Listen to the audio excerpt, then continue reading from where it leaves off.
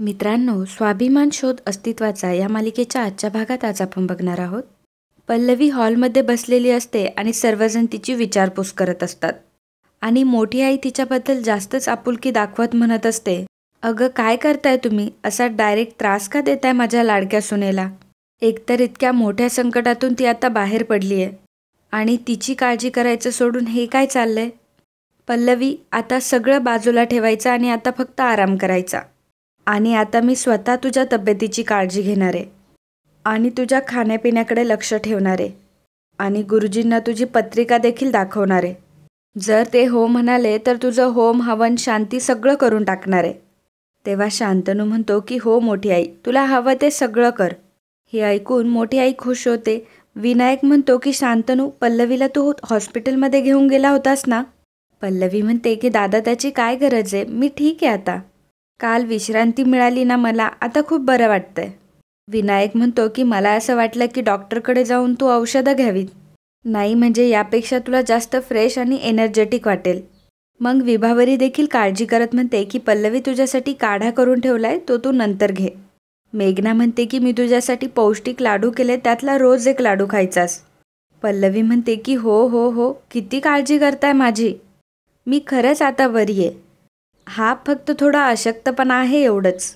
विभावरी म्हणते की पल्लवी, तुला काल विचारलं नाही पण आज तुला विचारतोय, तुला बरं वाटत असेल तर सांग.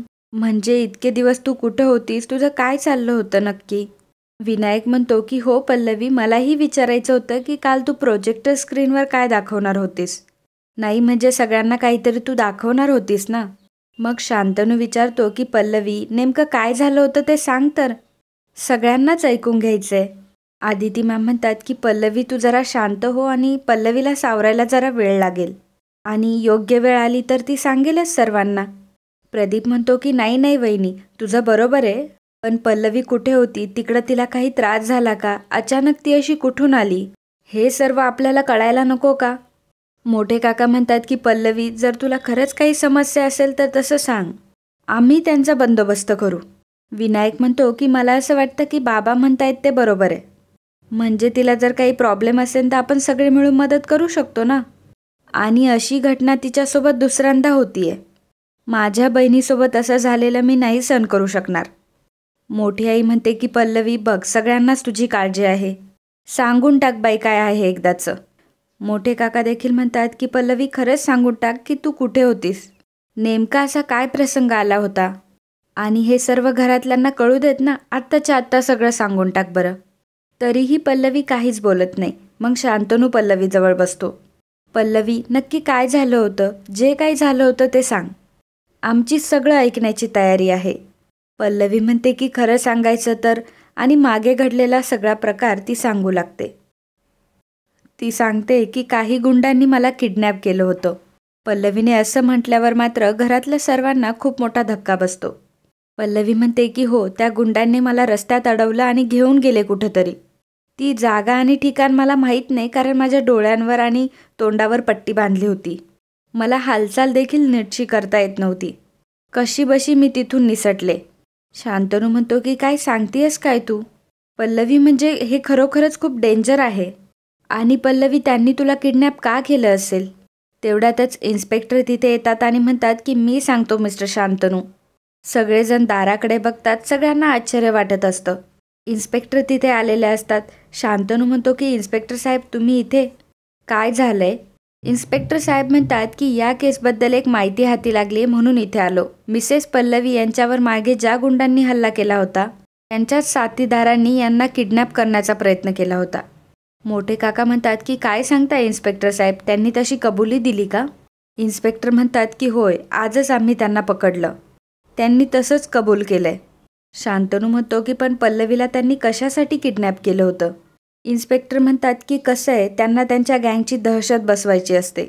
आपल्या गँगचे मेंबर्स एखाद्या माणसामुळे अडकले, मग त्या माणसावर ते राग धरतात आणि सूड घेण्याचा प्रयत्न करतात. आणि त्यातूनच हा केलेला प्रयत्न असावा.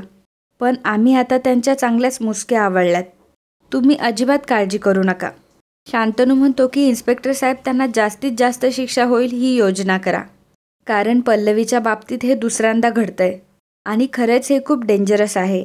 इन्स्पेक्टर म्हणतात की आता एवढ्यात तरी काय ते बाहेर येणार नाही. तुम्ही त्याची अजिबात काळजी करू नका. बरं, मी आता निघू का? हेच सांगण्यासाठी मी इथं आलो होतो. विनायक म्हणतो की इन्स्पेक्टर साहेब, तुमच्या सहकार्याबद्दल खूप धन्यवाद. आणि मग इन्स्पेक्टर स्मितहास्य करून तिथून निघतात. आता इकडे विभावरी मागे म्हणत असते की आपल्या घरात काय सुरू आहे तेच कळत नाही. काय काय नवीन ऐकायला भेटतंय, आणि तेही आपल्या घरातल्यांच्या बाबतीत. बिचारी पल्लवी दोनदा जीवावरच्या संकटावरून वाचली आहे. सर्वजण विभावरीकडे बघू लागतात. विभावरी पल्लवीलाच विचारते, पल्लवी, काल तू प्रोजेक्टरवर काय दाखवणार होतीस हे काय आम्हाला कळलं नाही. मग मोठी आई लगेच मध्यस्थी करत म्हणते की विभावरी, अगं काय हे पुन्हा पुन्हा तेच प्रश्न काय विचारतीयस? आणि जरा बघ तिच्याकडे, तिने अजून काहीच खाल्लेलं नाहीये. चला सगळे या बरं, आपण काहीतरी खाऊन घेऊयात. विनायक म्हणतो की मला असं वाटतं की सगळ्यात महत्त्वाचं म्हणजे पल्लवी सुखरूप घरी आली आहे. काय शांतनू, बरोबर आहे ना? नाही म्हणजे ते म्हणतात ना, ज्याचा शेवट गोड. तेव्हा प्रदीप लगेच म्हणतो, ते सगळंच गोड. आणि मग सर्वजण हसतात आणि नाश्त्यासाठी निघून जातात. शांतनू मात्र अजून तिथेच उभा असतो आणि तो पल्लवीकडेच बघत असतो. इकडे शांतनू केबिनमध्ये बसलेला असतो आणि मागचा सर्व प्रकार त्याला आठवत असतो. पल्लवीचं सगळं बोलणं, त्या गुंडांचं किडनॅप करणं, या सगळ्या गोष्टी त्याच्या नजरेसमोर येत असतात. तेवढ्यात बबनदादा तिथे येतो आणि म्हणतो की आपले अकाउंटंट आहे ना दिवेकर साहेब, त्यांनी हे सगळे बिलं तुम्हाला दिली आहे आणि अजून खर्चाचा विषय पण सोडवायचा आहे, त्यामुळे पटकन यावर सही करा. आणि तेही 0 मिनिटात. तेव्हा शांतनू म्हणतो की 0 मिनिटात सही कशी काय होईल? हिशोब आहे तो, बघायला हवा ना. बबनदादा म्हणतो की चालतंय की, मी इथंच आहे, बघा की. आणि मग शांतनू ती बिलं तपासू लागतो आणि म्हणतो की हे काय, मागच्या महिन्यापेक्षा दुप्पट खर्च ह्या महिन्यात झालाय. असं तर कधी होत नाही. बबनदादा म्हणतात की मला तर काही माहीत नाही, पण दिवेकर साहेब असं म्हणत होते की तुमचा आणि आदिती मॅमचा जो कॉलेजमध्ये कार्यक्रम झाला होता, तो पर्सनॅलिटी डेव्हलपमेंटचा, हा त्याचा वाढलेला खर्च आहे असं माझ्या कानावर आलं. तरी शांतनू म्हणतो की पण एवढा खर्च? ठीक आहे, दिवेकर सरांना सांग की मला याच्या डिटेल्स हव्यात. हे घे. आणि मग बबनदादा ते घेऊन तिथून निघून जातो. शांतनू पुन्हा त्याचं काम करत असतो आणि मग त्याला एक फोन येतो. तो म्हणतो की हां, हॅलो, केबिनमध्ये का? पण मोठ्या सरांनी आत्ता का बोलवलंय? काही अर्जंट काम आहे का? ठीक आहे, मी आलोच. आणि मग शांतनू मीटिंगसाठी तिथून निघून जातो. तर इकडे विभावरी आणि मेघना किचनमध्ये काम करत असतात. मेघना म्हणत असते की पल्लवी घरात आल्यापासून किती छान वाटतंय ना. विभावरी म्हणते की हो ना, उगाच आपण तिला घरातलं चैतन्य म्हणतो का. तेवढ्यातच पल्लवी तिथे येते. त्यावर मेघना लगेच म्हणते, हे बघा, साक्षात चैतन्य हजर. आणि मग सगळेजण हसू लागतात. पल्लवी म्हणते की विभा काकू, आता मला सांगा मी काय मदत करू? तेव्हा विभावरी म्हणते की अगं, कुठल्या परिस्थितीतून परत आली आहेस तू? तुला आता आरामाची गरज आहे. चल खोलीत आराम करायला लाग आणि हा मिल्कशेक घे. पल्लवी म्हणते की नको ना, मला तिथं पडल्या खूप कंटाळा आला म्हणून मी इकडं आली आहे. मेघना म्हणते की ठीक आहे, तू इथं आली आहेस, पण तुला आम्ही काही काम करून देणार नाही. आणि तुझी जाऊ आहे मी, माहिती आहे ना तुला. आणि मग पल्लवी हसू लागते. पल्लवी म्हणते की बरं ठीक आहे, मी नाही काही काम करत, पण तुमच्याशी इथं उभं राहून गप्पा तर मारू शकते. विभावरी म्हणते की हो चालेल की, पण हा मिल्कशेक तुला घ्यावा लागेल. आणि मग मिल्कशेक घेत त्यांच्या गप्पा सुरू होतात. तेवढ्यातच विभावरीला फोन येतो. ती म्हणते की हॅलो, हा बोला, काय सांगताय काय? बरं नक्की, मी तयारच आहे. तुम्ही अगदी कधीही सांगा, एकदम नक्की. असं म्हणून आनंदाने विभावरी फोन ठेवून देते. पल्लवी विचारते की काय झालंय? विभावरी सांगते की अगं, त्या फॅशन फेस्टिवलच्या ऑर्गनायझरचा फोन होता. आता पुढच्या 5 दिवसात फेस्टिवल आहे. मध्ये काम जरा रेंगाळलं होतं, पण आता जोरात तयारी सुरू झाली आहे. पल्लवी म्हणते की अरे वा, हे तर खूपच छान झालं. बरं विभा काकू, यापुढे घरातली सगळी टेन्शन विसरा. आता तुम्ही फक्त फेस्टिवलवरती फोकस करा. तुमच्या मनातल्या सगळ्या गोष्टी आता पूर्ण होणार आहेत. तेव्हा विभावरी म्हणते की हे सर्व तुमच्या सगळ्यांच्या सपोर्टमुळं होतं आहे आणि मला खरंच आता खूप छान वाटतंय. तेव्हा पल्लवी म्हणते आता अजिबात मागे हटायचं नाही. आणि मग तिघांच्याही आनंदात गप्पा सुरू होतात.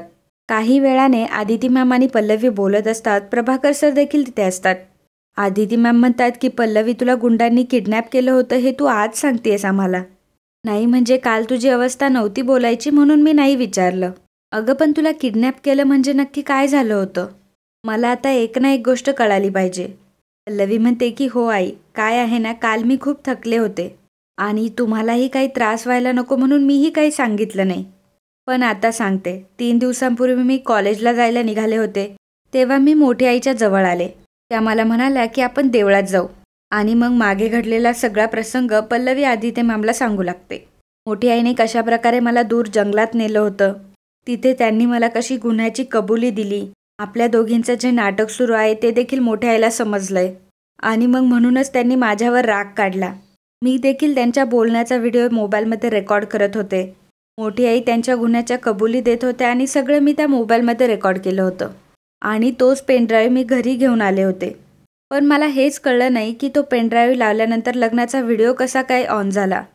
आदिती मॅम म्हणतात की किती भयंकर आहे हे सर्व.